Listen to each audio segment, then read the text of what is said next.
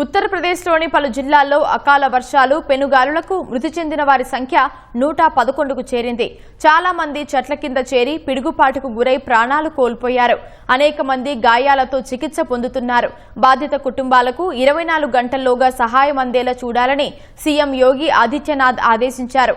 ప్రాణ నష్టంపై రష్యా అధ్యక్షుడు పుతిన్ విచారం వ్యక్తం చేశారు. ఈ మేరకు రాష్ట్రపతి ద్రౌపది ముర్ము, ప్రధాని నరేంద్ర మోదీలకు సంతాప సందేశం పంపించారు. బరేలీ జిల్లాలో ప్రచండ గాలులకు ఓ రేకుల షెడ్డు ఎగిరిపోయేలా ఉండటంతో వాటిని తాడుతో కట్టాలని ప్రయత్నించిన ఓ వ్యక్తి ఆ రేకులతో పాటు దాదాపు 50 అడుగుల ఎత్తుకు అమాంతం ఎగిరిపోయి 300 మీటర్ల దూరంలోని ఓ పొలంలో పడిపోయారు. దీంతో తీవ్ర గాయాల పాలయ్యారు. ప్రయాగ్రాజ్ జిల్లాలో అత్యధికంగా 21 మంది మృతి చెందారు. భద్రోహిలో 16 మంది మరణించారు.